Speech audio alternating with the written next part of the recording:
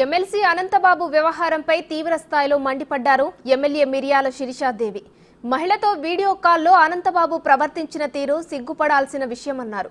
ఇది అనంతబాబుకు కొత్త కాదని, గతంలో చాలా మందిపై అఘాయిత్యాలకు పాల్పడ్డారని ఆరోపించారు. వైసీపీ హయాంలో మహిళా ఉద్యోగులకు కూడా భద్రత లేదన్నారు. మహిళతో తనకున్న అక్రమ సంబంధం బయటపడుతుందని, డ్రైవర్ సుబ్రహ్మణ్యాన్ని హత్య చేశారని శిరీష ఆరోపించారు. దీనిపై జగన్ ఎలాంటి చర్యలు తీసుకుంటారో చెప్పాలని డిమాండ్ చేశారు.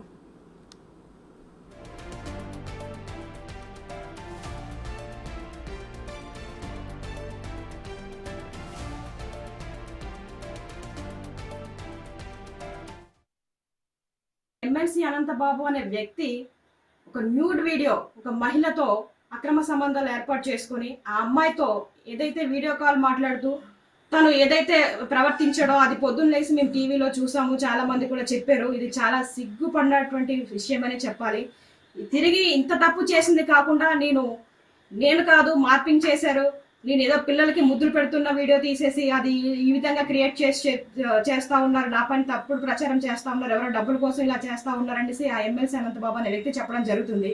దాంట్లో అసలు నమ్మశక్యమైన విషయం ఏదైనా ఉందా?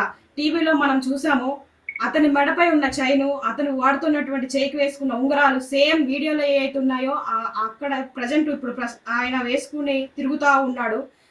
అక్కడ మార్పింగ్ చేయడానికి ఏమాత్రం లేదు. ఎందుకంటే సేమ్ ఒక వ్యక్తి నిజంగా ఏ విధంగా అయితే వీడియోలో మాట్లాడి ఏ విధంగా అయితే వ్యవహరిస్తాడో ఆ విధంగానే ఉంది. కాబట్టి ఇది న్యూడ్ వీడియో అనేది వాస్తవమే, ఖచ్చితంగా ఇది ఫేక్ అయితే కాదు, ఇది మార్పింగ్ చేసిన వీడియో అయితే కాదు. ఎందుకంటే ఇంత ఖచ్చితంగా చెప్తా ఉన్నాను, గత 10 సంవత్సరాల నుంచి అనంతబాబు అనే వ్యక్తి ఈ విధంగానే వ్యవహరిస్తూ ఉన్నాడు. ఇంకా బయటకు రావాల్సిన విషయాలు చాలా ఉన్నాయి.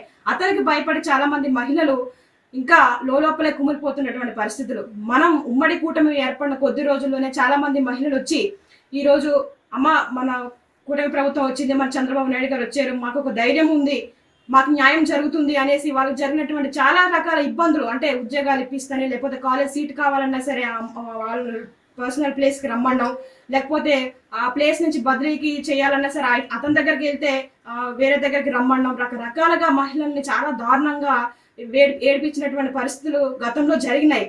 ఇప్పుడు ఇవన్నీ కూడా ఒక్కొక్కటిగా బయటకు వస్తూ ఉన్నాయి. నేను ఒకటే అడుగుతా ఉన్నా, జగన్మోహన్ రెడ్డి నిజంగా నీ పార్టీ మహిళలకి ఇచ్చేటువంటి విలువ ఇదేనా అని అడుగుతా ఉన్నాను.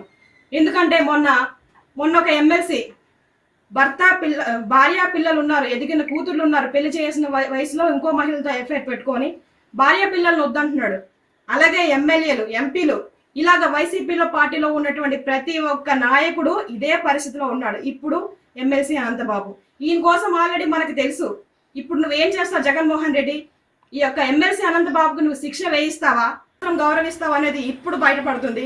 కాబట్టి జగన్మోహన్ రెడ్డి, నువ్వు నీ పార్టీ నిజంగానే మహిళల పక్షపాతి అని చెప్తూ ఉంటావు కదా, మహిళల తరపున ఎప్పుడు ఉంటుంది, మహిళలకు ఎప్పుడు కూడా ఉన్నతమైన స్థానాల్లోనే మా వైసీపీ ప్రభుత్వం ఉంటుంది అనేది చాలాసార్లు చెప్పావు. ఇప్పుడు ఏం మాట్లాడతావు జగన్మోహన్ రెడ్డి అని కూడా నేను అడుగుతా ఉన్నాను. మిగతా ఎమ్మెల్యేలు, ఎంపీలు కూడా ఇదే ప్రశ్న వేస్తా ఉన్నాను. ఒకసారి మీరు ప్రశ్నించుకోండి. టీడీపీ కార్యకర్తల్లో ఉన్నటువంటి నాయకులు ఆ విధంగా వ్యవహరిస్తూ ఉన్నారా, లేకపోతే వైసీపీ పార్టీలో ఒక పదవి మోహంతో ఏ విధంగా వ్యవహరిస్తూ ఉన్నారు? మీకే కళ్ళ కట్టినట్టు కనబడతా ఉంది. ఈరోజు నిజంగా సమాజం సిగ్గుతో తరలించుకోవాల్సిన పరిస్థితి. ఇలాంటివి చూడాలంటేనే భయంకరంగా ఉన్నాయని చాలా మంది చెప్తా ఉన్నారు. ఒకసారి మీరే ఆలోచించుకోవాల్సిన పరిస్థితి. గతంలో డోర్ డెలివరీ చేసి ఒక దళితుడిని చంపేశారు. అది కూడా ఒక మహిళ వల్లే ఆ వ్యక్తిని చంపారన్న విషయం కూడా మా అందరికి ఇప్పటికీ చాలా మందికి తెలుసు.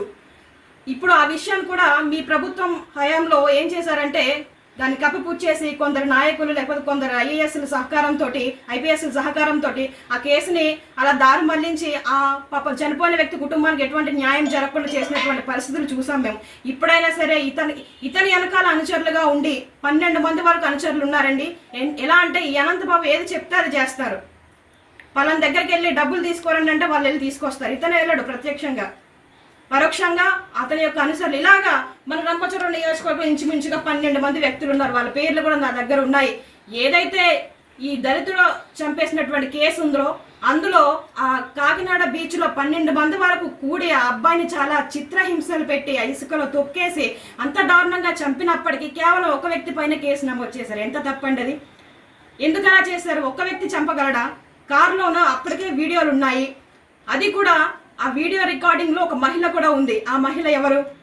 ఆ మహిళతో అక్రమ సంబంధం ఏర్పాటు చేసుకున్నటువంటి అనంతబాబు ఈ విషయం ఈ యొక్క డ్రైవర్కి తెలిసింది. ఎక్కడ ఇతను బయటకు చెప్పేస్తాడో, మీడియా వాళ్ళకి చెప్పేస్తే నా పరువు పోతుందనే ఒక ఉద్దేశంతో ఆ వ్యక్తిని తీసుకెళ్లి, ఆ సుబ్రహ్మణ్యాన్ని తీసుకెళ్లి కాకినాడలో చంపేసినటువంటి పరిస్థితి. ఇప్పుడు ఈ వ్యక్తుల పేర్లు కూడా బయట పెడతా ఉన్నాను. త్వరలోనే ఈ యొక్క డోర్ డెలివరీ చేసినటువంటి ఈ సుబ్రహ్మణ్యం కేసులో కూడా సిబిఎం ఎంక్వైరీ వేసేసి త్వరగా ఎంక్వైరీ చేసి ఇతను ఖచ్చితంగా శిక్ష పడాలని మనస్ఫూర్తిగా కోరుకుంటా ఉన్నాను.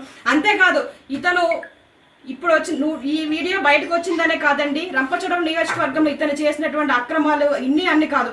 మీరు మొన్నే చూసుంటారు, ఎప్పుడూ మా నియోజకవర్గంలో ఒక మహిళల్ని అంత దారుణంగా చంపేసినటువంటి పరిస్థితి ఎక్కడా లేదు.